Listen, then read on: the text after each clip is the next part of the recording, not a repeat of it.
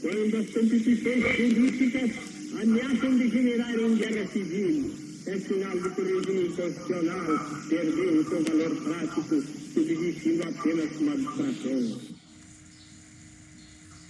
Foi esse o discurso de inauguração do Estado Novo, os últimos anos da Era Vargas, que nós vamos estudar agora. Você está no período republicano, situe-se no atual período que nós estamos, né? Especificamente no período de 1930 a 1946, conforme você vê aqui. A Era Vargas compreende esses 15 anos de governo na mão do Getúlio Vargas. Antes do Estado Novo, que é o tema desse vídeo, nós vimos governo provisório, governo constitucional, e em 37, com esse discurso que você acabou de ouvir, começa o Estado Novo. Já tinha acontecido aquele famoso Plano Cohen, a carta falsa que chegou nas mãos do Vargas, e essa carta dizia que o Brasil estava sob ameaça de um golpe comunista, né? Havia uma intenção de tomar o poder por parte dos comunistas. Essa carta, esse acontecimento é chamado de Plano Cohen. Logo após o Plano Cohen, Vargas vai até a rádio e em cadeia nacional anuncia que as eleições que estavam para acontecer em janeiro de 38 não vão mais acontecer e que para proteger a nação ele continuaria no governo.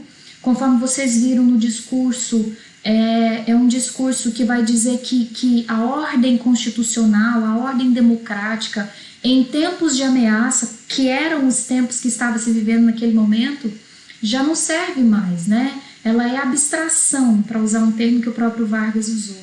Então ele vai se manter para os seus últimos anos de governo, mas os últimos anos mais autoritários. Há quem diga que esse é, de verdade, o período ditatorial.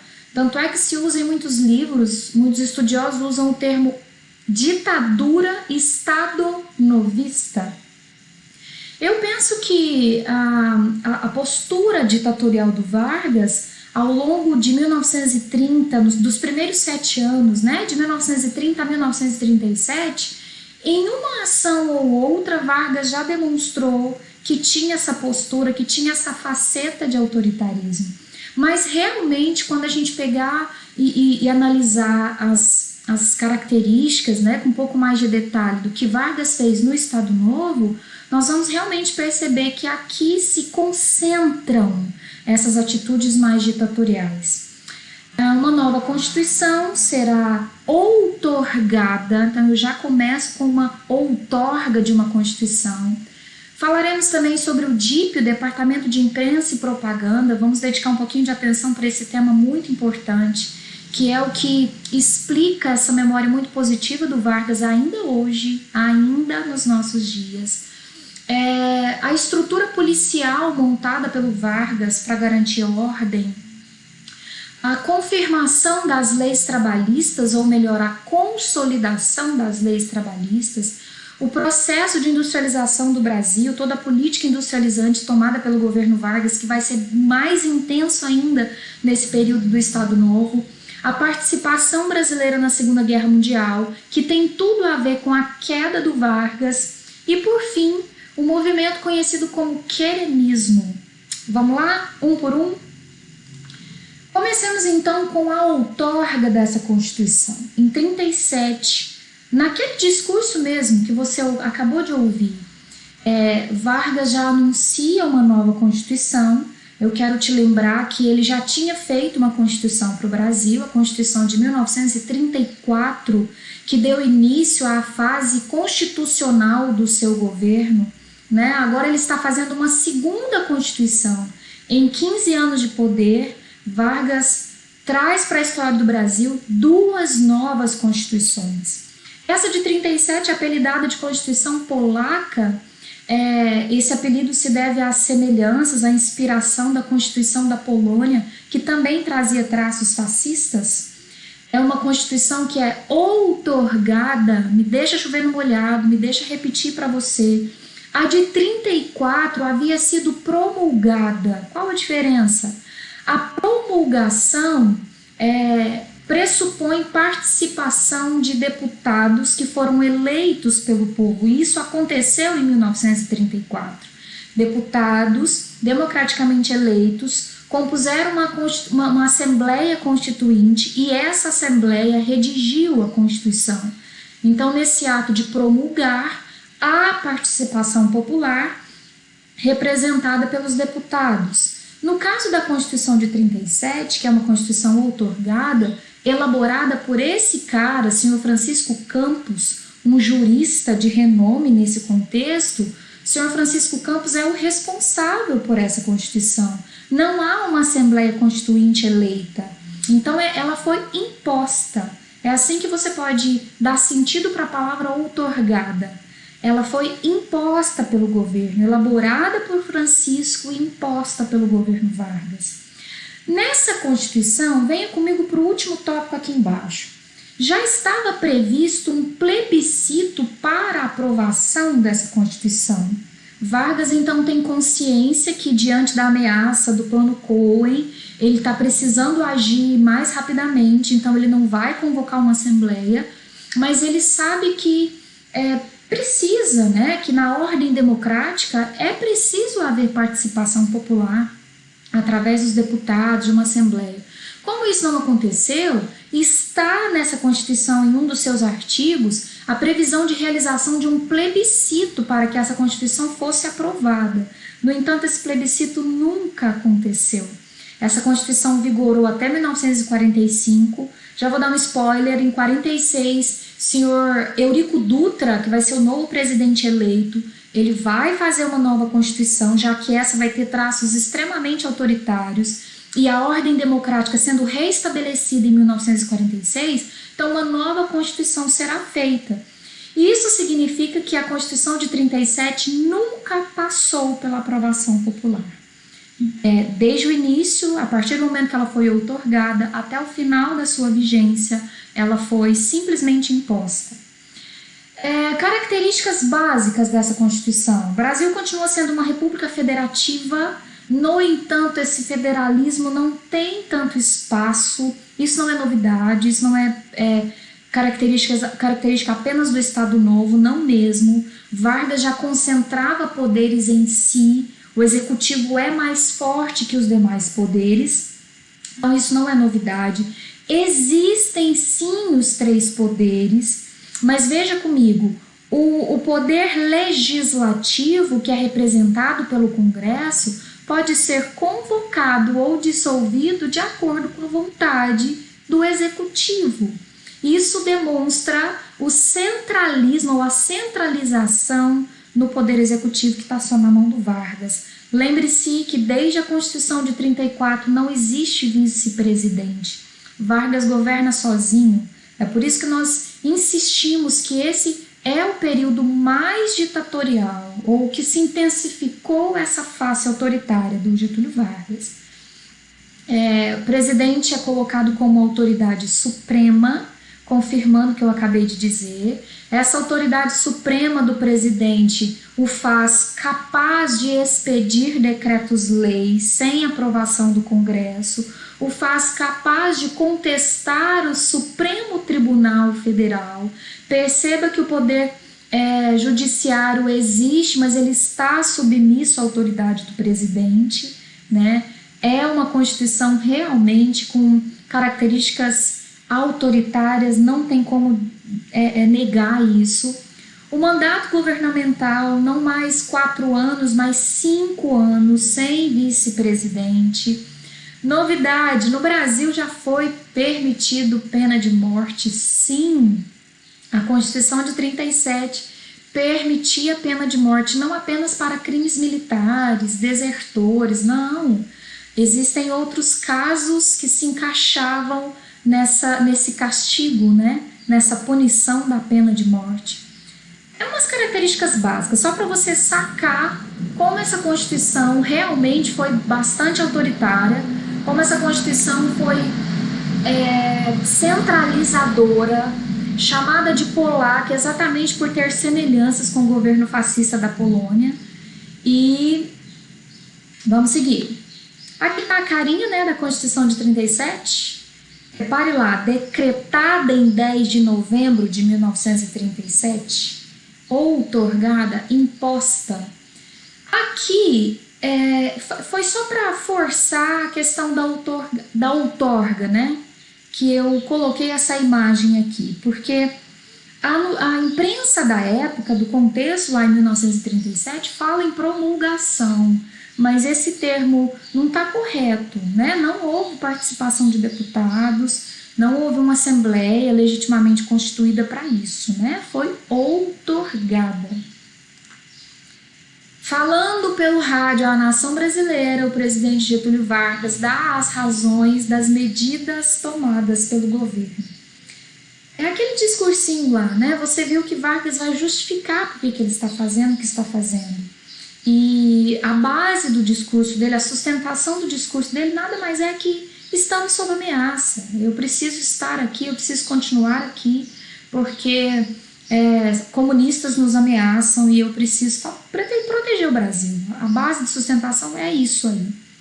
Ele vai justificar as medidas tomadas, né, dizendo que estamos sob ameaça. Veja isso. O golpe lá, através do plano Cohen, a outorga da Constituição se dá em novembro de 1937. No próximo mês, em dezembro de 1937, Vargas promove esse evento simbólico no Rio de Janeiro, mas de um grande significado que dá para você sacar a essência do governo Vargas, do Estado Novo, nesses últimos anos da era Vargas.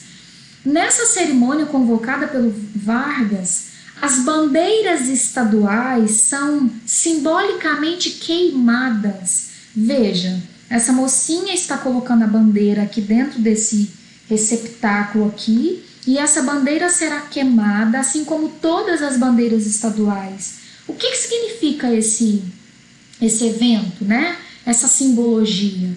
Os interesses nacionais estão sendo sobrepostos aos interesses regionais. Agora, o Brasil está acima, o presidente está acima de autoridades regionais. As bandeiras, os regionalismos no sentido político não interessam. Nós estamos trabalhando pelo bem da nação. A nação está acima. Veja isso, interessante, né? Essa cerimônia um mês depois, em dezembro de 1937. Ainda em 1937, né, dezembro também, Vargas decreta o fechamento dos partidos políticos. Eu quero te lembrar que grupos políticos já estavam fechados desde a intentona comunista. Repare agora o que você está estudando, a intentona integralista. O integralismo era a A e B, o integralismo era a proposta política da A e B, a Ação Integralista Brasileira. Você se lembra dela? Criada mais para trás, ela não está sendo criada agora. A A e B existe junto com a ANL, a Aliança Nacional Libertadora. Enquanto a A e B é defensora do integralismo, se inspira no nazismo, no fascismo, a ANL se inspira no stalinismo, então comunismo na ANL, né? Mas a ANL já estava impedida de funcionar desde a intentona. Vargas tinha decretado esses movimentos que poderiam significar desordem, já tinha decretado a extinção, a proibição. Mas a A e B naquela época não foi considerada uma ameaça, então a A e B continuou funcionando e preste atenção nesse detalhe. Desde que a A e B está funcionando, desde aquela época, ela vem trabalhando para se transformar num partido político. Preste atenção nesse detalhe. Ela não era, assim como a ANL, ela não era um partido político, ela era uma agremiação, ela era um grupo político, mas ela ainda não era um partido, mas ela estava se preparando, planejando a sua transformação num partido. Nesse contexto da intentona integralista, a A e B já estava a um passo de se transformar num partido inclusive com um candidato já estabelecido à presidência. Lembra que em 37 já começou a campanha presidencial? Já começou aquela movimentação para lançar os candidatos? A A e B estava nessa movimentação. E ela lançaria o seu líder, o senhor Plínio Salgado, que é amigo do Vargas. Plínio Salgado tem boas relações com Vargas. No entanto, quando Plínio Salgado percebe que Vargas faz a Constituição de 37, lança uma nova Constituição, ele acaba retrocedendo, né, voltando atrás nos seus planos de se lançar à presidência, até porque as próprias eleições foram canceladas. Mas ele vai ter uma posição ambígua, ele vai ser duas caras nesse momento. Esse cara não é de confiança não, porque por um lado, quando Vargas assina esse decreto fechando os partidos e A e B, que estava se transformando em um partido, passa a ser impedida de continuar, ela é fechada nesse momento, o Plínio Salgado alimenta essa revolta dos seus parceiros integralistas, que no início de 38, janeiro, fevereiro, começam a se organizar para fazerem uma revolta. Por isso do nome, galera, preste atenção nesse detalhe. Lembra lá que as revoltas, as passeatas dos comunistas se chamou Intentona Comunista? Agora é a vez dos integralistas. Eles também vão para as ruas se revoltar por terem sido fechados, por terem sido impedidos de continuar com seu grupo político, né? Aí o senhor Plínio Salgado tem essa postura ambígua. Esse cara não está de confiança, porque ele apoia essa revolta, ele está junto com seus parceiros organizando essas passeatas, essas revoltas, mas ele não assume para o Vargas, ele continua sendo amiguinho do Vargas. Não tem nada a ver com isso não é comigo não. O governo, esses caras vão para a rua, vão causar uns probleminhas ali, né? Uma arruaçazinha. O governo vai reprimir, eu tenho algumas imagens depois. Como Plínio Salgado, ele nega a participação a princípio, ele não vai ser preso a princípio, né? Mas depois as investigações vão levar ao nome dele, ele vai ser enquadrado como, cara, você estava participando sim, aceita, assume, ele vai ser preso, mas depois ele vai ser liberado e vai exilar-se em Portugal. Veja essas imagens comigo, dessa manifestação integralista, dessa intentona. Assaltaram, notícias da época, notícias da imprensa da época, assaltaram o Guanabara para tomar conta do Brasil. Dominados os integralistas que tentaram implantar o terror na cidade. Na madrugada de hoje, o próprio presidente da República tomou parte na defesa do palácio. Palácio da Guanabara, onde o Vargas estava. E aí essa notícia está querendo dizer, e foi isso que aconteceu, que o próprio Vargas pegou em arma para se defender, né? Percebendo a invasão dos integralistas, percebendo que aquilo é um golpe, né? Tentando tirar ele de lá, o próprio Vargas teria pegado em arma para sua defesa. 8 cadáveres no Guanabara. É maior ainda o número de mortos na batalha travada no Palácio Presidencial.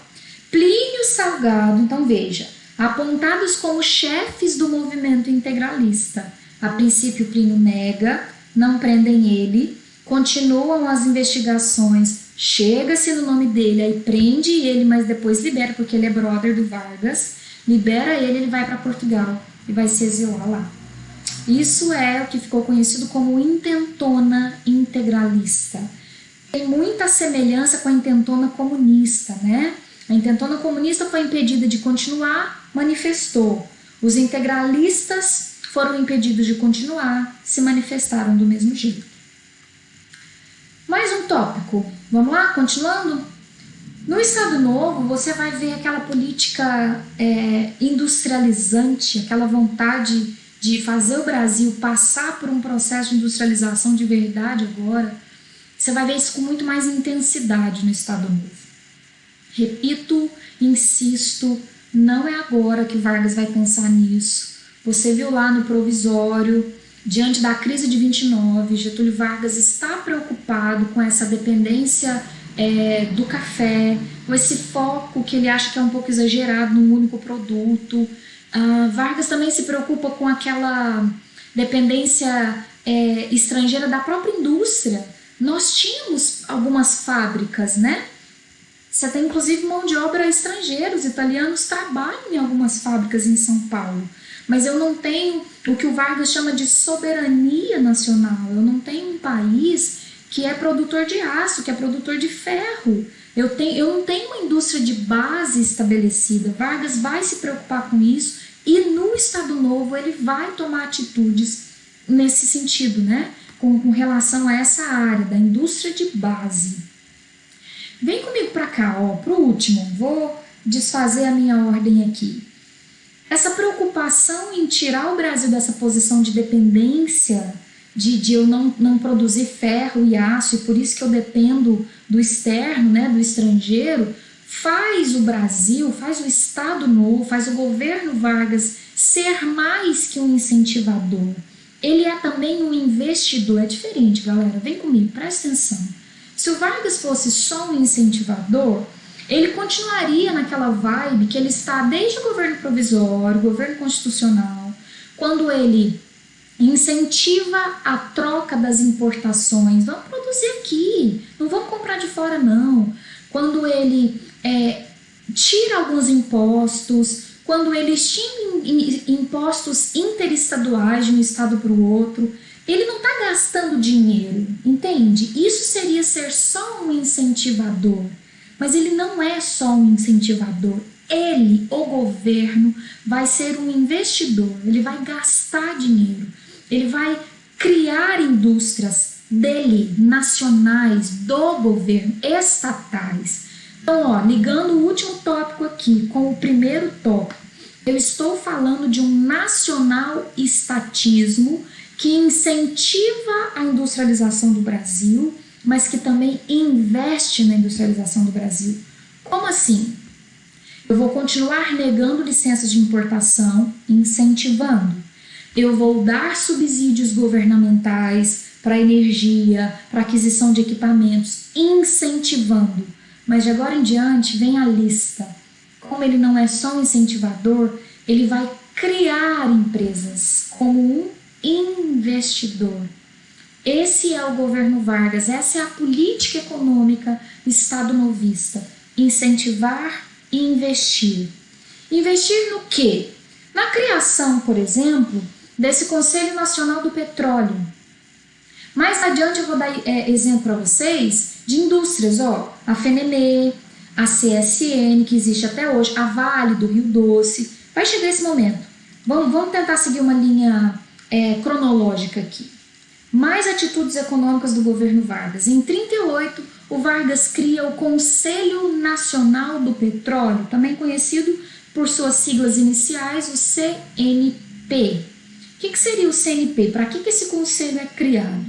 Para se ter um rígido controle estatal sobre qualquer atividade de prospecção, que seria uma investigação, né? Extração, exploração, qualquer atividade envolvendo recursos minerais, envolvendo as riquezas do nosso subsolo. Então preste atenção. Eu não estou falando da extração especificamente. A Petrobras ainda não existe. Mas é isso que você tem que saber, isso é importante. A Petrobras ainda não existe, mas o CNP pode sim ser considerado o embrião da Petrobras. Isso é importante você saber. O CNP, lá na frente, não agora na era Vargas, não vai dar tempo, mas quando Vargas voltar no seu segundo governo, o CNP vai ser a mola propulsora para a criação da Petrobras. Então isso aqui é o início da Petrobras. O que é o conselho? É só para a gente fazer o seguinte, ó, galera, é o seguinte, se tiver petróleo, nós não aceitamos empresas internacionais, nós não aceitamos o capital estrangeiro entrar aqui no Brasil e explorar o nosso subsolo. Nós não vamos deixar isso. O governo Vargas está estabelecendo essa regra. Eu como Estado do Brasil, governo brasileiro, vou controlar todas as atividades relacionadas ao petróleo e seus derivados. É uma tentativa de deixar as riquezas para o Brasil, do Brasil, pro Brasil. É um impedimento de empresas internacionais Porque, galera, vamos conversar aqui. Empresas internacionais poderiam vir para o Brasil e pesquisar, pagar por isso, óbvio, né? Não faria isso de graça, mas eles explorarem o nosso petróleo. Vargas falou, não, eu não deixo isso no meu governo, porque ele tem uma postura nacional estatista. É o Estado e é a nação, é o governo que vai controlar isso aí. Importar, prospectar, extrair, explorar, refinar, transportar, distribuir, tudo isso vai ser controlado pelo governo através do CNP. Assim também, essa mesma postura será tomada com relação a qualquer tipo de riqueza nacional. Então, se tiver petróleo, o CNP cuida. Mas e se tiver ferro? O governo vai deixar empresas internacionais, empresas estrangeiras virem para o Brasil? Também não. E se tiver aço, e se a gente puder trabalhar com aço aqui no Brasil, o governo vai liberar empresas estrangeiras? Também não.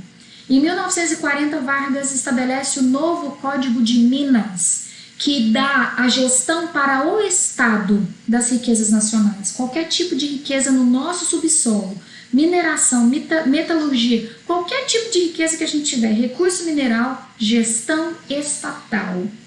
Vargas não está interessado em privatizar, não está interessado em ceder a exploração desses recursos para o capital externo.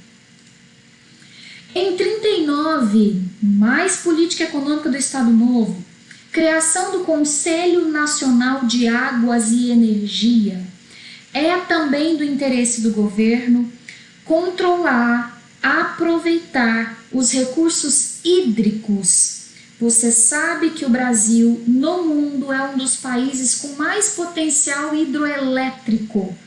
Tanto é que hoje nós conseguimos aproveitar melhor os nossos recursos hídricos, né? Vargas sacou isso.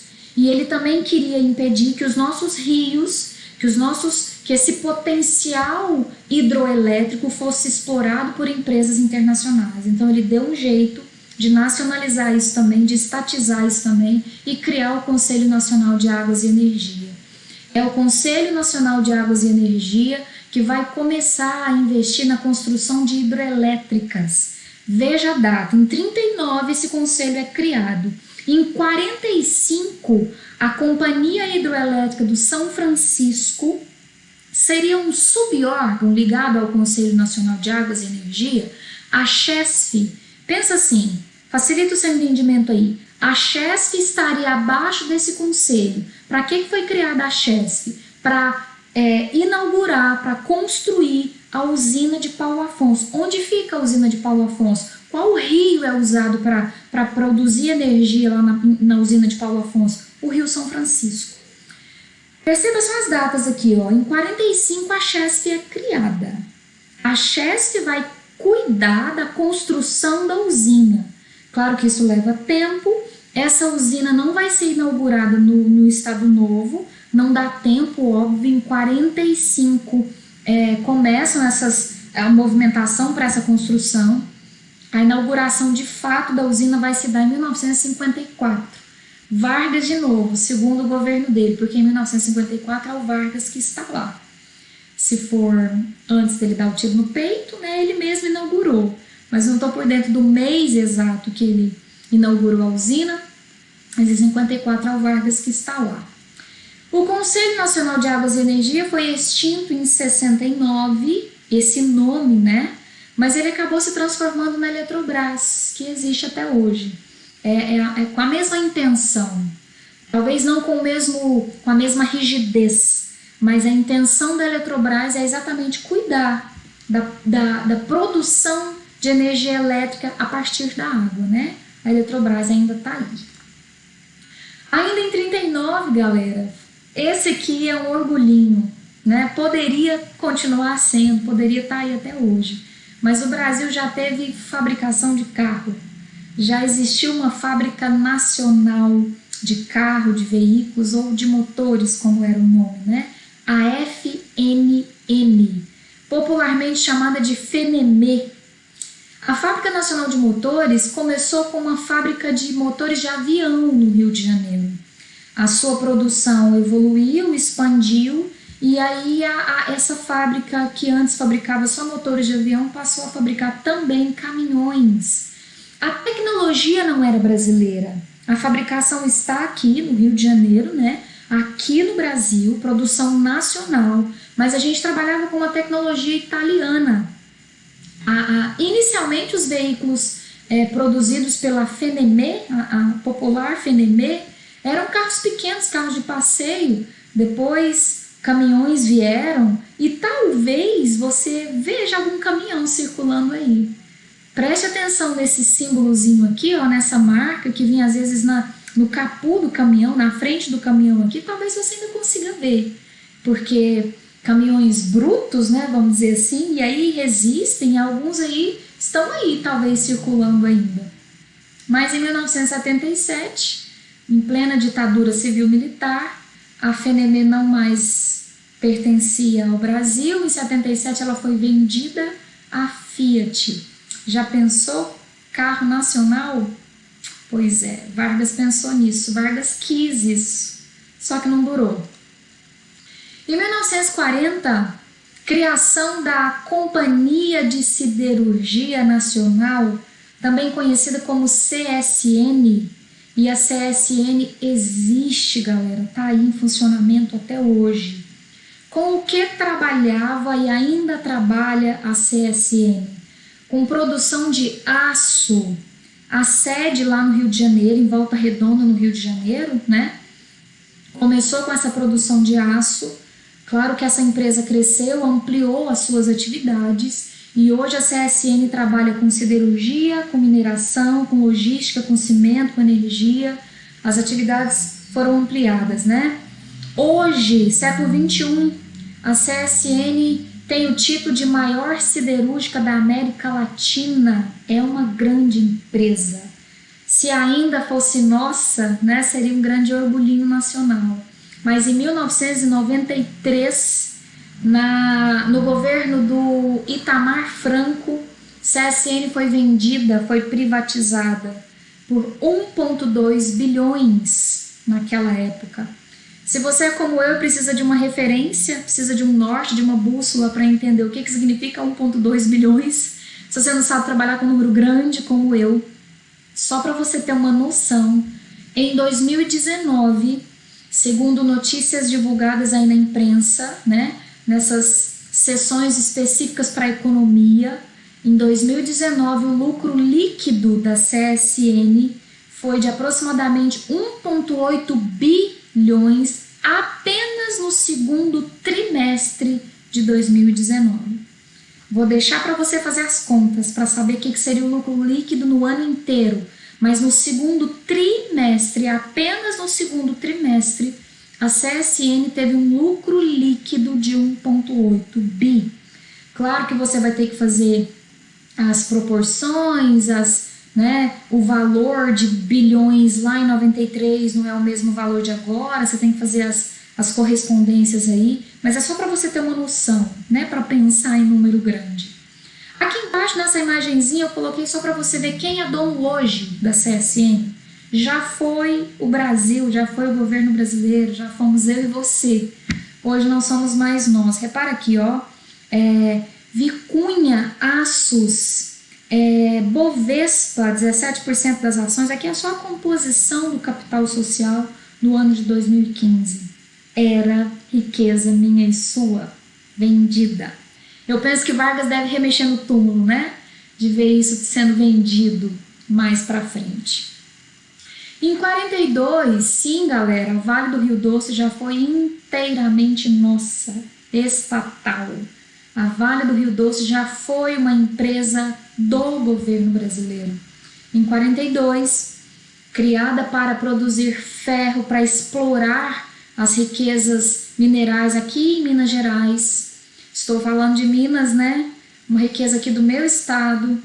A Vale do Rio Doce permanece ainda hoje entre as maiores produtoras de ferro e níquel do mundo, eu estou falando. Mas assim como a CSN, a Vale do Rio Doce hoje não se mantém presa à produção de ferro, né? As atividades também se ampliaram muito, a Vale não se restringe à produção de ferro. E em 93, no mesmo contexto, no mesmo governo, o senhor Itamar Franco vendeu a Vale por 3,3 bilhões. Também para você ter uma noção do que significa esses 3,3 bilhões. Em 2018, agora não mais o trimestre, em 2018, no ano de 2018, o lucro líquido da Vale foi de aproximadamente 25 bilhões de reais. Só para você ter uma noção. Essa Vale do Rio Doce, eu vou voltar daqui a pouco nesse ponto, né? Mas a Vale do Rio Doce teve participação do capital dos Estados Unidos. O Getúlio Vargas conseguiu um subsídio, vamos dizer assim, uma ajuda por parte de investidores estadunidenses. E foi inclusive por conta dessa ajuda, desse apoio, desse financiamento para fazer a Vale, que os Estados Unidos pressionaram o Brasil para que o Brasil entrasse na Segunda Guerra Mundial a favor deles. Né? Então foi uma troca, vamos pensar assim, foi um combinadinho. Eu vou te ajudar a construir a Vale, eu vou te dar uma grana, eu vou te financiar, mas eu preciso de apoio lá no front. Cadê sua galera? Cadê seus soldados? Vamos lá me ajudar a combater o Hitler. A Vale tem a ver. A CSN também tem a ver. Esse momento de industrialização, Estados Unidos vai oferecer apoio financeiro e em troca o Brasil vai entrar na guerra a favor deles. Ainda relacionada à economia, né, a lista de empresas criadas por Vargas se encerrou aqui, mas eu continuo falando de economia. O trabalhismo tem a ver com essa política econômica. Claro que eu vou misturar um pouquinho de política, né? Isso aí também vai ser uma estratégia político-ideológica, conforme está aqui no meu slide, mas o trabalhismo é uma tentativa do Vargas de continuar com esse desenvolvimentismo. Galera, essa palavra é importante demais para esse contexto político do Brasil, para o governo Vargas. Essa palavra vai durar até o JK, essa ideia de desenvolvimentismo. Então, Vargas entende que a mão de obra, o trabalhador, o trabalhismo, essa importância ao trabalho, o valor do trabalho é importante para desenvolver.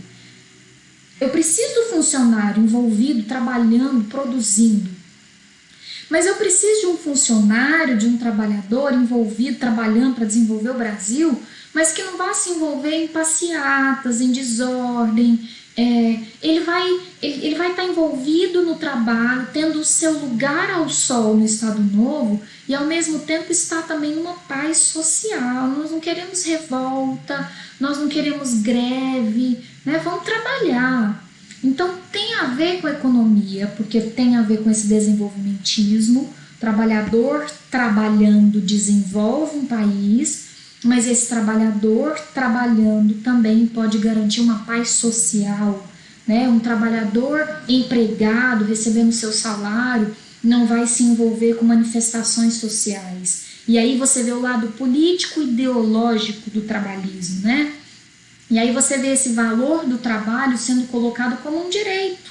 Olha, você tem direito a ser protegido no seu trabalho, trabalhar só 8 horas, ter o seu salário mínimo. É um direito sim, eu estou garantindo isso para você, mas ao mesmo tempo é um dever.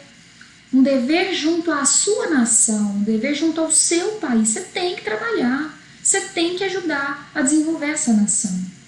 E aí você vê, tá tudo aqui junto no mesmo pacote. A legislação trabalhista que começou lá no governo provisório, mas não parou.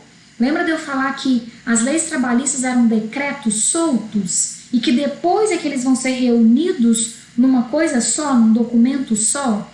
Então lá em 30, você já tem a primeira lei trabalhista, que é a lei das 8 horas diárias. Aqui em 38, eu já estou no Estado Novo em 38. Em 38 eu estipulo um salário mínimo. E lá em 43, e mais outras, né? São só exemplos. Aí lá em 43 eu junto tudo que eu escrevi sobre leis trabalhistas e monto um documento só chamado CLT, Consolidação das Leis Trabalhistas. Cuidado, em questões de vestibulares, né, no Enem, pode aparecer como as leis trabalhistas datando de 43. E você pode ser levado a pensar que você só tem lei trabalhista durante o Estado Novo, porque 43 se encaixa aqui no Estado Novo. Mas não é verdade. Em 43 as leis trabalhistas são consolidadas, unificadas. Elas já vêm sendo lançadas aos poucos através de decretos-leis, ok? Esse trabalhismo também se encaixa como estratégia política ideológica, como estratégia de manter uma paz social, porque é esse trabalhismo, é essa lei trabalhista que vai ajudar a construir a imagem de pai dos pobres para o Vargas. O nosso próximo tópico a gente vai conversar sobre isso, mas a máquina de propaganda do Getúlio Vargas é muito eficiente nesse ponto, muito competente. Então, a propaganda, a publicidade vai insistir, vai bater nessa tecla, vai insistir nessa afirmação de que Vargas deu, preste atenção na palavra, deu as leis trabalhistas. Vargas doou a legislação trabalhista para proteger os mais pobres, né, para proteger os trabalhadores. Então é a própria máquina governamental de publicidade que vai criar essa imagem de pai dos pobres, que talvez esteja viva até os nossos dias. Há quem brinca, né, que pai dos pobres e mãe dos ricos. E pensa aí no seu dia a dia, quem faz mais por você? Quem faz comida e às vezes bota comida no prato e te entrega na mão? Pai ou mãe? Há quem diga que ele foi, então, pai dos pobres, mas ele foi mãe dos ricos, né? Só para você pensar nessa provocação aí. Relacionado ainda ao trabalhismo, mostro umas imagens para você daqui a pouco. Vargas transformou, galera, como isso é importante. Vargas transformou o 1º de maio, a data do 1º de maio, não mais um dia de luto, mas transformou num dia de festa. Vamos lembrar? 1º de maio foi uma data determinada numa das internacionais socialistas. Lá nas reuniões socialistas, que eram reuniões mundiais, eles decidiram usar o 1º de maio, que havia sido um dia de massacre de trabalhadores nos Estados Unidos, e aí a liderança internacional socialista toma essa data como um símbolo para representar a luta dos trabalhadores, para dizer, olha, trabalhadores, no dia 1º de maio, em que muitos estadunidenses se transformaram em mártires, em nome da luta trabalhista, nós vamos usar esse dia para ir à luta, para manifestar, para lembrar da nossa exploração, para lembrar da condição miserável em que nós vivemos. Então, mundialmente, o 1º de maio tinha esse significado de luta, porque assim foi estabelecido pelas internacionais socialistas. É claro que isso é uma sugestão de socialista, mas mundialmente esse simbolismo já tinha pegado, já tinha virado modinha. E no Brasil o Vargas fala, aqui não é luta. Os trabalhadores brasileiros não têm por que lutar, eles não têm o que reivindicar, o que solicitar, porque eu já dei para eles o que eles precisavam. Veja comigo nas imagens. O trabalhador também tem o seu lugar no Estado Novo. As leis sociais com que o atual governo, por iniciativa própria, deixa eu fazer uma pausa aqui. Você se lembra do movimento operário, da greve de 1917, que ocorreu um pouco antes? Nós estamos em 39, em 40. Pensa assim, que ocorreu agora há pouco, então, décadas atrás, quando os operários se organizam e vão solicitar as leis trabalhistas, eles param São Paulo numa greve geral, conhecida como Greve Geral de 1917. E Vargas está dizendo agora assim, por iniciativa própria, junta uma coisa com a outra agora, faz o link. Vargas está dizendo, eu não estou fazendo as leis para atender essas reivindicações históricas, eu estou fazendo isso por iniciativa própria.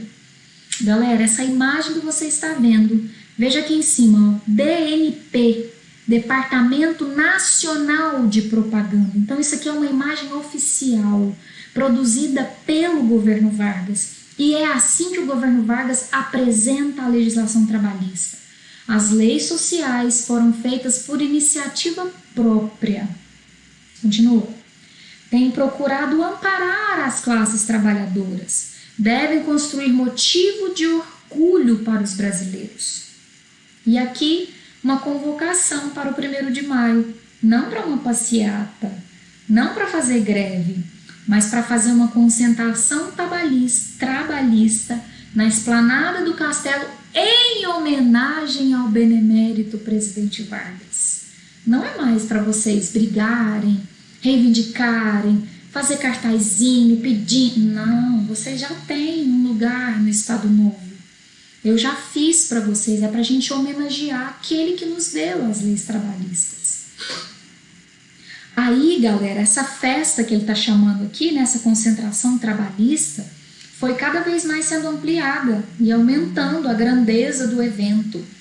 Aí elas passam a ser realizadas, essas comemorações do 1º de maio, passam a ser realizadas em estádios. Olha isso, gente, isso aqui é um estádio lotado. E as faixas não estão falando, Vargas, por favor, faz mais isso pra gente, mais essa lei, não. Trabalhador sindicalizado é trabalhador disciplinado. Olha mais, olha aqui, ó, lá em cima lotado, um desfilezinho acontecendo, perceba, não é essa foto, gente, isso aqui é muito simbólico para o governo Vargas. Eu tenho trabalhadores, você vê que são trabalhadores por causa do uniforme, veja o macacão de um operário de fábrica, e são eles que carregam a figura do Vargas. Submissão, exaltação, agradecimento. Mais outro ângulo. É isso, galera. O trabalhador brasileiro não tem do que se queixar.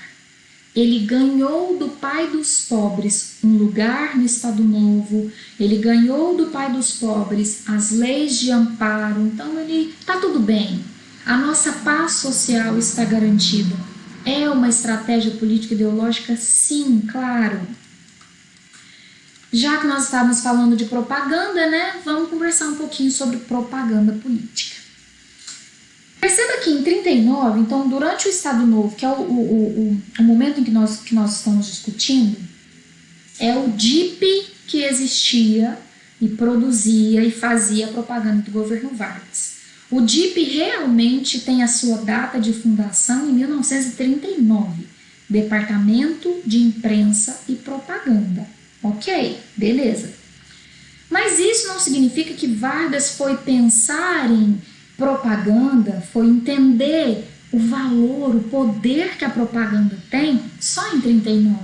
Repara comigo que eu fiz uma linha do tempo muito simplificada aqui, mas é só para você ver que desde 31 Getúlio Vargas já entendia o poder da propaganda, assim como Hitler, né, gente? Lá na Europa está acontecendo a mesma coisa. Hitler entende o poder da propaganda.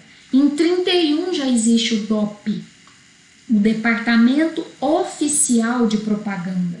Só que esse departamento ele vai sempre sendo melhorado, ampliado, aperfeiçoado. E aí em 34 ele se transforma no Departamento de Publicidade, de Propaganda, e Difusão Cultural. Melhorou, ampliou, contratou novos funcionários, ficou maior, ficou melhor, mudou o nome. Em 38, o DPDC se transforma no DNP, Departamento Nacional de Propaganda, que a gente acabou de ver uma imagem produzida por ele, né? Lá da iniciativa própria do Getúlio Vargas, foi produzido por esse órgão.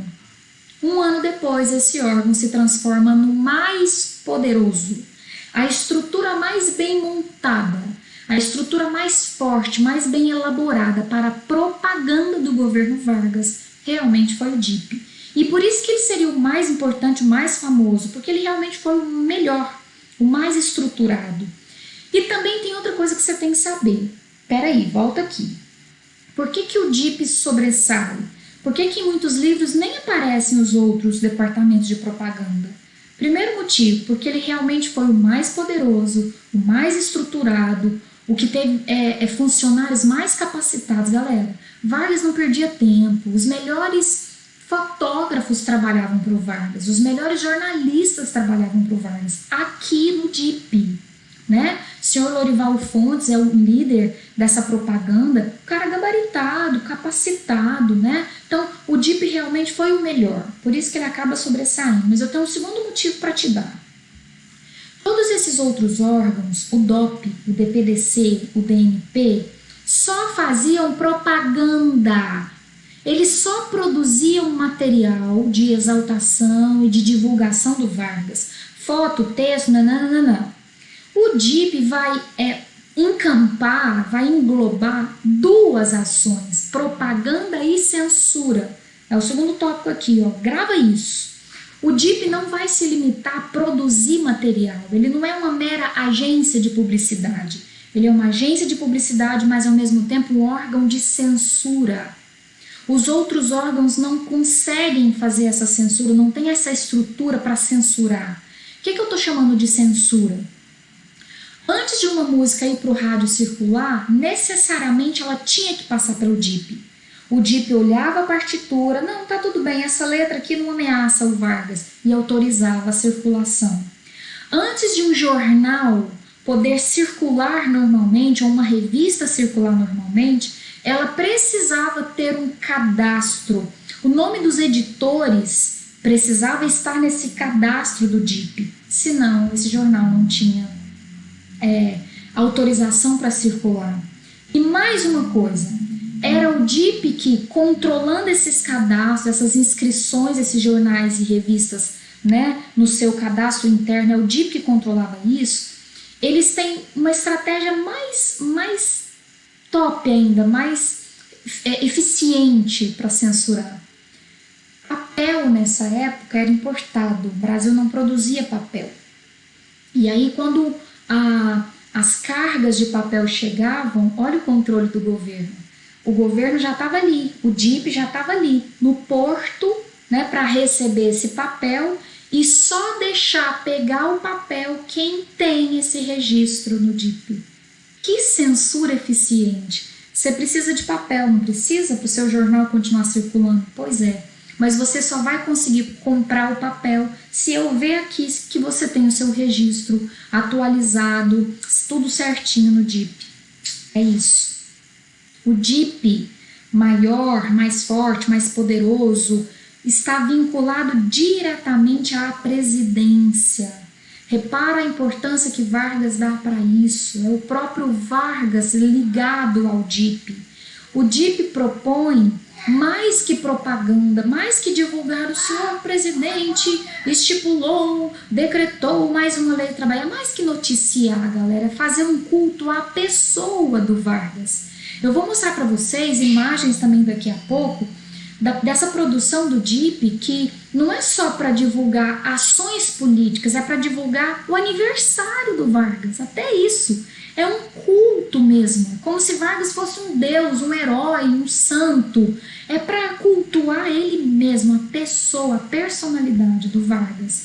E isso, galera, através da imprensa, do rádio, do cinema, do turismo, até o turismo é incentivado pelo DIP. Eu mostro na prática para vocês. Daqui a pouco vão aparecer essas imagens, vocês vão poder ver isso. Resumindo, vamos lá para o meu último tópico desse slide. A cultura no governo Vargas, o que se divulga na imprensa, o que se escuta no rádio, o que se produz no cinema, tudo isso é visto como um suporte para a política. Olha que interessante, galera.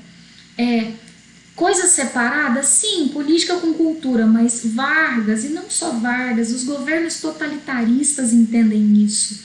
A cultura pode ser um suporte, a cultura pode legitimar o governo, pode engrandecer esse governante. Então eu vou usar a cultura. Eu não vou ver a cultura como algo inocente. É só uma música, é só um filmezinho. Não. Esse filme pode ensinar, pensar, pode criar valores, pode confirmar o que o governo está tentando, né? Então a cultura como um suporte político. Veja agora algumas imagens.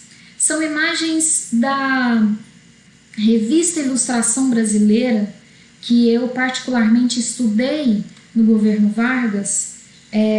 De todo o governo Vargas, o que eu me ative no mestrado foi essa revista que circulou um pouco antes do governo Vargas, Desde 1905, 1910 ela já está em circulação, mas quando ela se encontra no governo do Vargas, ela vai ter que se submeter às regras, né, do Estado Novo, por exemplo. Então veja, isso é uma capa. Vocês estão vendo à esquerda, verdinha, uma capa. A capa da revista traz o presidente, obrigatoriamente, isso é uma regra. E se você não colocar, você pode ter a sua circulação impedida. Censura, galera, controle. E quando você abre a revista, mais conteúdo do Vargas, muito mais conteúdo. Veja isso. O presidente Getúlio Vargas, turista número 1 do Brasil.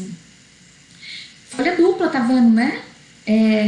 Matérias de folha dupla. A intenção aqui é mostrar que Vargas viaja pelo Brasil. O turismo é fonte de renda. Vargas vai incentivar o turismo. Conheça o Brasil. Incentivar o nacionalismo também através do turismo. O presidente da República no lendário Araguaia, visitando. Repara aqui, gente, Vargas com um índio. Daqui a pouco eu falo disso.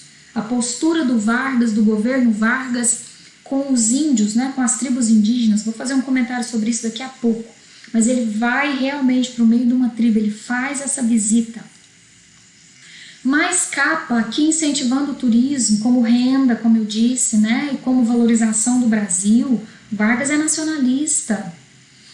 O contato do presidente com as classes armadas, eu me dou bem com as classes armadas, está tudo bem aqui, estou bem assessorado. Aqui o culto à pessoa do Vargas, a personalidade, Gente, ele é um herói, ele é top. 10 anos de governo na fisionomia do chefe da nação aqui em 1930, quando ele chega, e aqui na data dessa reportagem, por volta de 1940, 40 e alguma coisa. Alma sã em corpo são, ele jogando golfe, e até isso vira notícia, vira divulgação. Amem o Vargas, idolatrem o Vargas, ele é o cara, façam como ele. Gosto dessa. Quero que você pense comigo o significado dessa reportagem. O presidente Getúlio Vargas entre paulistas. Também uma matéria de folha dupla. Qual a intenção dessa revista em divulgar Getúlio Vargas sendo recebido por uma multidão de paulistas? Você lembra da treta do Vargas lá em 32? Você lembra da Revolução Constitucionalista que os paulistas peitaram o Vargas? Qual a intenção agora do DIP produzir uma reportagem como essa? Olha, os problemas do passado ficaram no passado. Está tudo bem entre o presidente Getúlio Vargas e os paulistas de agora. Está tudo tranquilo, tudo certo. Não há mais ressentimentos, não há mais resistência ao presidente Getúlio Vargas. Né? Dá pra gente ver isso nessa reportagem aqui. Um pouco em toda parte, o chefe da nação mantém contato com as diferentes camadas sociais. Getúlio Vargas colocado como um cara popular, né, que conversa com todo mundo. Presta atenção nisso aqui, gente, na mesma revista, tá? Isso aqui eu falo com propriedade porque foi meu objeto de estudo no mestrado, então eu peguei só ela, mas isso aqui te dá um exemplo do que rolava em toda a imprensa brasileira, certo? Porque o DIP produzia um material e saía distribuindo. Então você vai ver matérias repetidas em diferentes jornais, em diferentes revistas, porque todos produzidos pelo DIP. O presente e o futuro enlaçados numa data. Sabe qual data? O aniversário do Vargas, que inclusive era em abril. O Guia da Juventude Brasileira. E sabe o presente e o futuro enlaçados numa data? O dia do aniversário do Vargas se transformou no Dia da Juventude Brasileira. Então, presente, Vargas, o governante, futuro, a juventude. O dia do aniversário dele também era comemorado como o Dia da Juventude. E eu preciso fazer um comentário sobre isso aqui também. Ele sendo apresentado como o Guia da Juventude Brasileira, a educação tendo um lugar especial no governo Vargas. Eu tenho educação pública agora. Vargas dá atenção para a educação, assim como dá atenção para a juventude. O dia do seu aniversário passa a ser o dia da juventude. O papel da escola na unificação nacional. Veja essa foto. Vargas rodeado por crianças. Eu tenho mais. O presidente Vargas e a juventude brasileira. Olha aqui de novo. Crianças na foto de fundo, Vargas abraçando uma criancinha. Vamos pensar sobre isso? Escute a frase que eu vou te dizer. É bem clichê assim, mas ela faz sentido e ela define um pouco Vargas. Sucesso sem sucessor é fracasso. Adiantaria o Vargas ter 15 anos bem-sucedidos no governo e ele morresse ou ele saísse e o projeto dele para a nação brasileira morresse? Não adiantaria. Fracassou. Durante os 15 anos, beleza, ele estava lá. Acabaram os 15 anos, acabou todo o esforço do Vargas, todo o projeto do Vargas para o Brasil. Acabou. Então, escute, ele precisava pensar na sucessão, ele precisava pensar no legado, ele precisava pensar em quem vai continuar executando as minhas ideias de nacionalismo, de industrialização, de trabalhismo. Ele precisava, e por isso que ele foca na juventude, para a sucessão, para o legado das suas ideias. Né? Isso é muito forte. E isso a gente não vai ver só no governo Vargas. Presta atenção nessa imagem aqui. Mais uma, essa. Qualquer semelhança não é mera coincidência. A nossa propaganda se inspirava na propaganda nazifascista. Repara até a posição das crianças, a própria posição do Vargas. É muita semelhança, né, gente? Então Hitler também pensava, sabia, entendia a importância da educação, a importância de se atingir as crianças e a escola para que o projeto dele continuasse depois dele, né? Você vê vídeos das escolas alemãs, né, em tempos de nazismo, e as criancinhas lá, Heil Hitler, né? E Vargas vai ter uma atitude parecida. É até por isso que ele vai investir tanto nos desfiles cívicos de 7 de setembro, as escolas nas ruas. Isso é muito forte na época do Vargas. Ele está querendo ensinar esse nacionalismo, esse patriotismo e querendo que o seu projeto continue depois dele. Como que Vargas trabalhou, lidou com os intelectuais na sua época, no seu governo? Vargas não brigava com intelectuais, ao contrário, ele trazia os intelectuais para perto. E ele não gostava daquela distância que talvez ainda exista nos nossos dias, de intelectualidade longe, separada dentro das universidades, fazendo um discurso que só eles entendem, né? Vargas não gostava disso. Vargas achava que intelectuais não tinham mais que ficar na sua torre de marfim, no isolamento, no discurso acadêmico. Não, tem que vir, tem que descer aqui para baixo e tem que colaborar com a política, sim, tem que fazer a sua parte no desenvolvimentismo, no crescimento da nação. E aí ele traz os intelectuais para perto. Aqui alguns nomes de intelectuais importantes no contexto: Lúcio Costa, que foi trabalhar na Escola de Belas Artes, Manuel Bandeira, sim, aquele poeta que você conhece, envolvido com as belas artes, Gustavo Capanema, um intelectual de renome na época, no Ministério da Educação, Carlos Drummond de Andrade, sim, o poeta também, o literato que você conhece, também envolvido com a educação, e o Portinari, Cândido Portinari, sim, gente, aquele dos quadros que você já viu na aula de artes. Portinari está envolvido com a propaganda do Vargas. Um dos retratos presidenciais, né, uma das pinturas presidenciais mais famosas, foi o Portinari que pintou. Ele é competente, na sua época já é visto como um dos maiores pintores que o Brasil tem, então Vargas traz ele para perto para trabalhar. Vargas quer os intelectuais perto dele, Vargas também quer... Vargas quer qualidade, Vargas quer competência, é isso. Nacionalismo.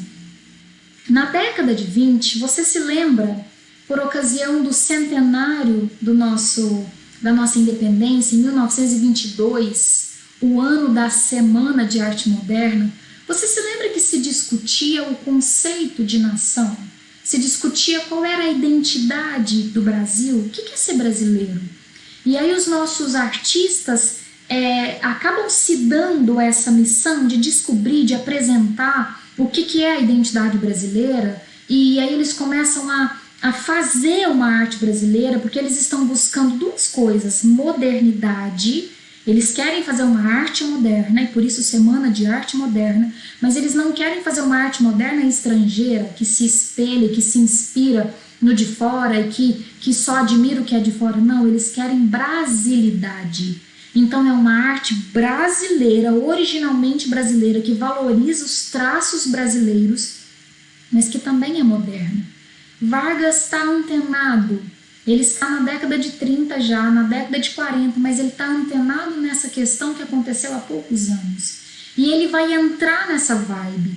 Ele vai valorizar o índio negro. Se você se lembra da Semana de Arte Moderna, você vai ver que o regionalismo e essas figuras tipicamente brasileiras, originalmente brasileiras, essas figuras são faladas, são tratadas positivamente, né? Lembra lá de um poeminha, acho que do Drummond, que falava a gramática do negro, a gramática do bom mulato. Ele trata positivamente. É a primeira vez que você vê a cultura brasileira tratando esses personagens antes marginalizados, mas tratando eles bem, considerando eles positivos para a história brasileira, considerando que eles são realmente as nossas raízes. O índio, por exemplo, né? Vargas, e aqui você liga com aquilo lá que eu falei. Por que Vargas está visitando o índio então? Porque o índio é Brasil. O índio significa o povo brasileiro, as origens do povo brasileiro. Os regionalismos vão ser valorizados, inclusive é por isso que Vargas incentiva o turismo. Vai lá visitar Minas Gerais, vai lá visitar as praias do Rio de Janeiro, vai lá no Nordeste também. Esse regionalismo é valorizado. O samba já é tido como uma música nacional, como uma música que representa o Brasil, o batuque do brasileiro, que é misturado com os instrumentos que vieram de fora e que virou o samba no Brasil. Aí Vargas assume o samba como música brasileira, sim. Cuidado, presta atenção. Jane, mas eu já li em algum lugar, eu já escutei falar que o Vargas proibia algumas músicas, censurava alguns sambas. Sim. Se esse samba estivesse incentivando a malandragem, se esse samba estivesse incentivando o não trabalhismo, aí esse samba poderia ser censurado, como muitos foram. Mas se o samba se encaixasse no que a gente chama de samba exaltação, se incentivasse o brasileiro a trabalhar, né, a ser um homem de bem, um cidadão de bem, aí ele poderia circular. Aí ele é visto sim como música brasileira. Ah, cuidado! Vargas não odeia o samba. Vargas está preocupado com os valores que esse samba pode estar divulgando entre a população brasileira. Só isso. Mas o samba é reconhecido como música brasileira, como original do Brasil. E Vargas é tão nacionalista que as famílias que vieram da Alemanha e moravam no Sul, muitas continuavam ensinando o português e o alemão. E Vargas não aceitou a continuidade dessa prática. Vargas pediu que o alemão fosse não mais ensinado, só o português, porque ele via isso como uma ameaça ao nacionalismo. Se você parar para pensar, se eu sei alemão, eu posso ler a literatura alemã, e isso pode enfraquecer o nacionalismo brasileiro. Então Vargas impede a continuação do idioma alemão no Sul, como era de costume, né? Tudo isso nesse tópico de nacionalismo, as raízes, o incentivo, o esforço do Vargas em valorizar o Brasil, né? E aí esse nacionalismo bem forte. Mas também tem outro ismo, o autoritarismo. Tudo que Vargas faz para garantir que seja cumprido, né? Para mostrar essa face autoritária dele, ele tem um órgão criado para isso, para que as suas ordens fossem cumpridas, para que a ordem não fosse ameaçada, o Departamento de Ordem Política e Social. Ah, galera, é aqui que a gente vê que Vargas era autoritário, sim. Era inspirado nos totalitarismos, né? É como se Vargas fosse a versão tupiniquim do Hitler. Ele tem esse aparato policial, né, para garantir que as suas ordens fossem cumpridas. Vargas tem também, no governo Vargas, os campos de concentração. Você vê um probleminha com o estrangeiro. Vamos entender isso? Desde 34, Vargas tem a sua lei de cotas, que é um limite à entrada de imigrantes. Eu preciso voltar um pouquinho e te lembrar que não é a primeira vez que um governo tem problemas com o imigrante. Não é a primeira vez que os imigrantes são vistos negativamente no Brasil. Lá na Primeira República, como os italianos chegam com uma bagagem política, conhecedores do anarquismo, né, das teorias políticas que já circulavam na Europa, quando eles vêm para o Brasil, eles trazem isso na bagagem e eles começam a ser mal vistos ali, na Primeira República. Então Vargas não é o primeiro que começa a limitar a entrada de imigrantes, porque já se tinha no Brasil os reflexos dessa entrada. Eles chegam com uma postura política e eles vão querer ensinar isso para os brasileiros. Então Vargas já começa a fazer pode entrar, mas você não, só tem um limite. Em 34, o imigrante é indesejado. Isso até desfaz a imagem que a gente tem do brasileiro de ser muito hospitaleiro, né? O Brasil já teve os seus momentos de hostilidade ao estrangeiro. O Brasil já teve o seu momento com cheirinho de xenofobia. Engana-se você que pensa que o Brasil não sofre de xenofobia. A gente já teve momentos que a gente sofreu sim. E em 42, mais probleminha com o estrangeiro, agora especificamente com alemães. Alemães eram apreendidos e iam para esses campos de concentração. Só que me deixa fazer uma ressalva. Esses campos de concentração não são exatamente iguais aos campos de concentração que a Alemanha tinha nessa época. Não é um Auschwitz da vida, não mesmo. Não é um campo de concentração que tem uma câmara de gás, né? Que não é isso. É um campo um campo fechado, que eles vão trabalhar, que eles vão estar ali dentro. Eles não são maltratados dentro desse campo de concentração, né? Mas por que então, Jean? Para que eu estou levando esses alemães para dentro desses campos de concentração? Repare a data. A partir de 42, o Brasil já está na Segunda Guerra. E aí eu estou no time dos Estados Unidos. E alguns navios alemães estão aqui na costa brasileira, tanto é que atacam navios brasileiros, né? E quando esses navios eram apreendidos pela Marinha Brasileira, esses alemães, a gente vai fazer o que com eles, né? Aí a gente pega esses alemães, prende eles e leva para o campo de concentração. É uma forma do Vargas mostrar que está no time dos Estados Unidos, porque a Alemanha agora passou a ser uma inimiga, né? Então esses campos de concentração é para trazer esses alemães no meio da guerra, ok? E por falar em Segunda Guerra, já estamos caminhando para o fim, o Brasil se mantém neutro de 39, quando começa a Segunda Guerra, até 42. Neutro. Por quê? Porque eu tenho uma inspiração política, cultural, ideológica na Alemanha. Eu acho o nazismo lindo, eu copio a propaganda do Hitler, eu sou autoritário como Hitler é, mas a parceria econômica é com os Estados Unidos. Lembra da CSN? Lembra da Vale, que teve financiamento dos Estados Unidos? Então eu estou em cima do muro. Politicamente eu estou com os alemães e economicamente eu estou com os Estados Unidos. Mas os Estados Unidos começam a pressionar, conforme eu falei alguns minutos atrás. Os Estados Unidos oferecem financiamento, os Estados Unidos quer de volta, quer apoio. Peraí, eu estou na guerra, ele vai entrar em 41, depois de Pearl Harbor. Brasil, bora lá, estou precisando de gente. Aí, quando o Brasil é atacado pelos alemães, e por que ele é atacado pelos alemães? Quando o Brasil começa a mostrar a parceria, a proximidade, começa a mostrar que ele está tendencioso ao time dos Estados Unidos, a Alemanha contra-ataca. Ela vem em represália e ataca um navio brasileiro. Torpedeia navios brasileiros. E aí esse ataque alemão, junto da pressão estadunidense, faz o Brasil entrar no time dos aliados.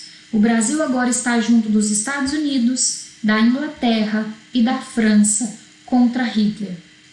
Internamente, por conta dessa neutralidade que durou, por conta dessa postura contraditória, né? Aqui dentro nós somos fascistas, lá fora a gente vai entrar no time dos Estados Unidos, não faz sentido. Então aqui dentro a aposta era de que o Brasil não entraria. E aí popularmente se falava, a cobra vai fumar, mas o Brasil não entra. Não, melhor, mais ou menos assim, é mais fácil a cobra fumar do que o Brasil entrar na guerra. E como o Brasil entrou do jeito mais imprevisto possível, numa contradição escancarada, porque eu gosto do Hitler, eu copio o Hitler, mas na guerra eu tô contra ele, aí brinca-se com essa frase, né? A Força Expedicionária Brasileira, a FEB, vai entrar, então a cobra fumou. Esse desenho que você está vendo à direita é uma cobra com um cachimbo, uma cobra fumando, que foi estampada bordada nos uniformes dos soldados brasileiros, né? Além de mandar alguns soldados, o Brasil, o território brasileiro, especialmente o Nordeste, serviu como base militar para os Estados Unidos. A posição ali do Nordeste, né, era interessante para os Estados Unidos fazer algumas bases militares, né, em pleno Oceano Atlântico. Então o Brasil entrou na Segunda Guerra, depois de hesitar, depois de manter uma neutralidade, entrou do lado dos Estados Unidos. O lado econômico falou mais forte. Entramos na guerra. Um submarino alemão torpedeou Macau e levou como refém o seu comandante. Esse novo crime da feroz pirataria Bosch arrasta-nos à beligerância. É a notícia de que o Brasil entrou. E a entrada do Brasil, eu já tinha anunciado isso para vocês, a entrada do Brasil na Segunda Guerra tem tudo a ver com a queda do Estado Novo. Tudo a ver. Estado Novo vai cair exatamente por causa de ter entrado na Segunda Guerra. Pensa comigo a contradição escancarada. Externamente eu estou defendendo os Estados Unidos, eu estou defendendo a democracia. Mas internamente eu tenho uma Constituição fascista, eu tenho uma Constituição que libera a pena de morte, eu tenho um presidente que é centralizador, que submete os outros dois poderes ao seu poder. Então eu sou fascista. Internamente eu sou uma ditadura, mas externamente eu luto a favor da democracia? Não faz sentido. Então preste atenção no terceiro tópico. A contradição de Vargas leva à queda do Estado Novo. É essa contradição. Percebendo essa contradição a partir de 42, algumas autoridades, alguns políticos, inclusive ex-presidentes mineiros, se unem, fazem esse documento em outubro de 43. Isso é um abaixo-assinado, né? Que ficou conhecido como o Manifesto dos Mineiros, exigindo a saída do Vargas. É como se eles estivessem dizendo, Vargas, não dá pra gente aceitar, cara. Ó, tá aqui todo mundo, cara importante, gente famosa, gente importante, gente de renome na política. Vargas, a gente está assinando aqui, fazendo um abaixo-assinado pedindo que você vaze, porque não faz sentido o que você está fazendo. Junto dos mineiros, desses liberais mineiros, desses políticos mineiros, os advogados do Brasil se reúnem dentro do seu órgão máximo, que é a OAB, que se une também com a UNE, a União Nacional dos Estudantes, e estão todos contra Vargas. Vargas, vaza. Não dá mais para você sustentar essa contradição. Vaza daí, vamos fazer uma eleição, porque não dá mais para você se manter no poder. Vargas sente a pressão e aí ele começa a ceder. Lembra lá que ele tinha anulado a eleição de 38? Ele começa a ceder porque ele sentiu a pressão, ele convoca as eleições. Olha, gente, não, tudo bem, eu tô saindo, fiquem calmos, estou saindo. Vamos organizar as próximas eleições, vamos organizar. Aí ele faz uma nova lei, ainda nessa vibe de ceder, peraí, tá tudo bem, calma, vamos conseguir. Ele faz uma nova lei chamada Lei Agamenon, em que ele libera o retorno dos partidos. Por que retorno? Você se lembra da intentona integralista? Por que a intentona integralista aconteceu? porque Vargas havia decretado o fechamento dos partidos políticos, o que é totalmente coerente com uma ditadura totalitarista. O unipartidarismo reina nos totalitarismos, apenas um partido. No caso era o Vargas, o próprio partido, né? Então os partidos desde 37, né, da intentona integralista estão proibidos, galera, proibidos. Como é que vai ter eleição, Vargas, sendo que os próprios partidos estão impedidos de funcionar? Aí Vargas, não, tudo bem, vou fazer uma lei agora, partidos, vocês estão liberados para se organizarem, para lançarem os seus candidatos, podem voltar a funcionar. Liberei os partidos, aí você vai ter PSD, PCB, inclusive comunismo, tá? PCB tá liberado também. PTB, que é o partido do Vargas, a UDN, que vai ser o partido de oposição ferrenha ao Vargas. Junto dessa movimentação, Vargas cedendo, a coisa começando a abrir, a galera pedindo para Vargas vazar, um movimento popular. Gente, presta atenção nisso aqui. O famoso queremismo. Presta atenção. Os trabalhadores que haviam sido, em sua grande maioria, né, creio eu, convencidos de Vargas, pai dos pobres, de Vargas como o que deu as leis trabalhistas, esses trabalhadores começam a se organizar pedindo para o Vargas não ir embora. Eles pedem, queremos Vargas. É sério, gente, eu não estou zoando. É queremismo porque era o grito das ruas, das passeatas. Queremos Vargas. Gente, vocês podem até fazer outra Constituição. As eleições podem voltar. A Assembleia Constituinte pode derrubar a Constituição autoritária que Vargas fez. Elaborem outra Constituição. Mas como Vargas, sabe qual é o medo dos trabalhadores? Que as leis trabalhistas fossem desrespeitadas, fossem extintas. E nesse temor de não terem mais as leis trabalhistas, os trabalhadores vão para a rua pedir para o Vargas continuar. Ué, Jeane, Vargas não poderia continuar? Não, porque a reeleição era proibida nas constituições brasileiras. Não podia acontecer de Vargas se lançar como candidato. Então, a população, as classes baixas estão pedindo, não, Vargas, continua, por favor. Pode ser que esse próximo que vier não vai respeitar as leis trabalhistas, nós vamos ficar sem. Galera, escuta isso aqui. O próprio PCB, o próprio Luiz Carlos Prestes, uma liderança famosa, né, conhecida do socialismo no Brasil, vai se manifestar a favor do queremismo. O próprio PCB, é isso mesmo que eu estou te contando. O próprio PCB está junto nesse movimento de queremismo, querendo que o Vargas continue. Depois dessas manifestações, deixa eu ver se mais pra frente eu tenho aqui, ó. Queremos Getúlio, porque ele nos deu a aposentadoria. Queremos Getúlio. Nós queremos Getúlio com ou sem constituinte. É isso, gente. Opa, já rolou um spoiler ali. Nesse meio tempo, a democracia dando as caras, né? Os partidos movimentando para lançar seus candidatos, as classes baixas nas ruas levantando cartazes de queremos Vargas. Vargas toma uma atitude que foi a gota d'água. Ele chama o irmão dele para ser o chefe da polícia do Distrito Federal. Naquela época o Distrito Federal é o Rio de Janeiro, não é Brasília ainda, né? E aí essa atitude do Vargas de nomear o seu irmão como chefe da polícia, isso tem cheiro de quê, galera? Fala pra mim se isso não parece outro golpe. Como diria o velho ditado popular, gato escaldado tem medo de água fria.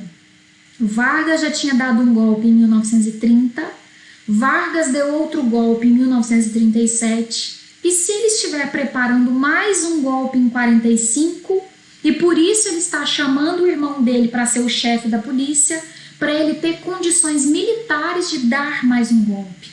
Pois é, esse temor de outro golpe faz os militares ali do Rio de Janeiro mesmo, mas eles sabem que eles têm apoio dos mineiros, eles têm apoio da UAB, eles têm apoio da UNE, cercarem Vargas e pedirem a sua deposição. Até tem um desencontro aqui, presta atenção no que eu vou te dizer. Jeane, então eu entendi. Quando ele nomeia o irmão dele, o que ficou parecendo é que ele daria outro golpe, e por conta do medo dele dar outro golpe, a galera se reúne, a galera militar, né, as autoridades se reúnem e causam a deposição, e eles depõem Vargas. Jeane, mas eu já li em outro lugar que Vargas renunciou. Deixa eu te contar o que de fato aconteceu. Vargas é deposto, ele é pressionado a sair. Os militares chegam e falam, vaza, Vargas, sai daí. Mas Vargas não resiste, Vargas concorda com a deposição. Por isso que em alguns lugares você vai ver que é colocado como renúncia. No próprio jornal, que eu já te deixei ver, olha lá, ó, renunciou o presidente Getúlio Vargas. Reunião dos generais, repare que os militares estão envolvidos, com a presença do brigadeiro Eduardo Gomes e do general Dutra. O próximo presidente vai ser esse cara, spoiler. Uma proclamação do general Góes Monteiro, assumirá a chefia do governo o ministro José Linhares, provisoriamente, né, até que a eleição seja feita e o próximo presidente venha. Então, provisoriamente esse cara assume, substituído os ministros de Estado. Aqui está, então, como renúncia. Galera, ele não falou, gente, tô saindo, beijo, me liga, tá tudo bem. Não. Rolou pressão. Repara que quem está fazendo pressão é general, é a classe militar. A deposição aconteceu. Só que Vargas concorda com ela. Então, não, tudo bem, vocês estão certos. Eu tô vazando mesmo. Tá? É uma deposição que é concordada. Por isso que às vezes a gente acha que foi uma renúncia. E eu fecho com essa chargezinha que ele foi deposto, ele concorda com essa deposição, mas ele já tem planos, galera. Me aguarde que eu volto nos braços do povo. Ele vai vir para o segundo governo, eleito democraticamente nos braços do povo. Observe essa charge, analise ela comigo. É o próprio Vargas aqui, caminhando rumo ao Rio Grande do Sul. Veja a plaquinha aqui, RG do Sul. Repara que isso é uma tela de cinema, está escrito The End, desse primeiro filme, é muito massa. Repara quem é o diretor desse filme, em que Vargas está indo para o Rio Grande do Sul. O próprio Vargas é o diretor. Então, o que a gente pode interpretar dessa charge linda? Eu estou indo embora, mas eu tenho planos. Daqui a pouco eu volto. Né? Eu estou dirigindo esse filme, fiquem tranquilos. Né? Muito legal, né, gente? Isso aqui dá o tom dessa finalização do primeiro governo Vargas. Então, conforme você viu,